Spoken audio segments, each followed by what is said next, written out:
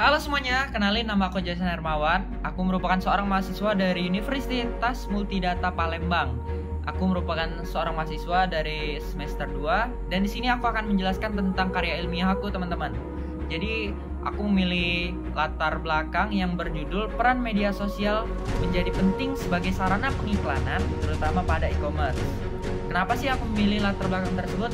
Karena teman-teman, menurut aku sebagai seorang mahasiswa ekonomi di jurusan manajemen, terutama aku merupakan seorang Gen Z, dan juga yang teman-teman tahu, mungkin teman-teman juga berasal dari generasi yang sama, generasi Z.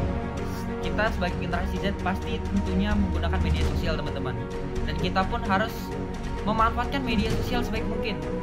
Sebagai seorang manajemen, dan terutama nanti saya akan bercimpung di dunia bisnis, saya akan memanfaatkan e-commerce, teman-teman. Apa sih e-commerce? Seperti yang kita tahu, e-commerce merupakan suatu media transaksi jual beli yang dapat kita pergunakan. Kalau sekarang ini biasa seperti Tokopedia,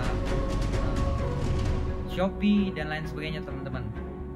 Jadi, menurut pribadi aku, media sosial dan juga e-commerce itu dapat kita manfaatkan dan dapat kita gabungkan. Media sosial sebagai pengiklanan seperti TikTok, Instagram, teman-teman tahu kan banyak tuh TikToker dibayar untuk pengiklanan sebuah penjualan dari e-commerce. Seperti yang teman-teman tahu untuk belakangan ini seperti Aerostreet. Aerostreet itu merupakan sebuah pabrik yang besar di dunia fashion, sepatu, baju, dan lain sebagainya, memanfaatkan media sosial TikTok sebagai sarana pengiklanan dan juga sarana e-commerce. Karena di TikTok itu bisa melakukan transaksi ya, teman-teman. Yang balik lagi, TikTok berkolaborasi dengan e-commerce. Nah, ini juga merupakan salah satu contoh yang dapat kita lihat kolaborasi antara e-commerce dan juga media sosial, teman-teman. Jadi TikTok berkolaborasi dengan Tokopedia sebagai sarana e-commerce untuk memfasilitasi penggunanya untuk melakukan transaksi, teman-teman. Dan yang kedua, apa sih kelebihan dari proposal yang aku buat? Seperti yang kita tahu, teman-teman, mungkin secara sadar atau tidak sadar, kita sebagai generasi Z tuh mengetahui apa sih pentingnya media sosial, dampak positif dari media sosial yang seperti tadi aku bilang sebelumnya merupakan sebagai sarana pengiklanan, teman-teman.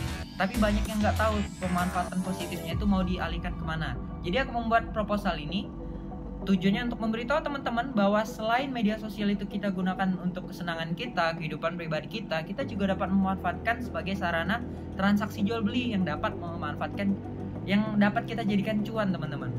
Siapa sih yang nggak mau cuan? Pasti tentunya teman-teman sendiri mau dong cuan. Apalagi saya sebagai mahasiswa manajemen yang akan bercimpung di dunia bisnis di kemudian hari. Pasti aku menginginkan cuan dong. Dan yang ketiga, kendala membuat proposal. Apa sih?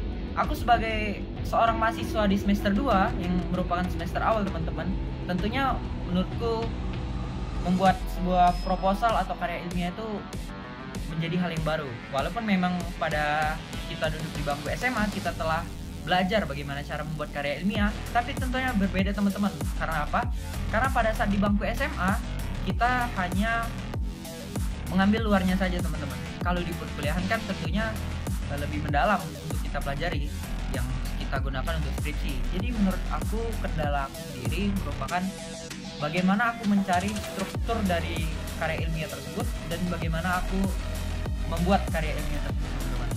Mungkin sekian dulu video dari aku, teman-teman. Maaf jika ada salah kata dan terima kasih telah menonton. Thank you guys.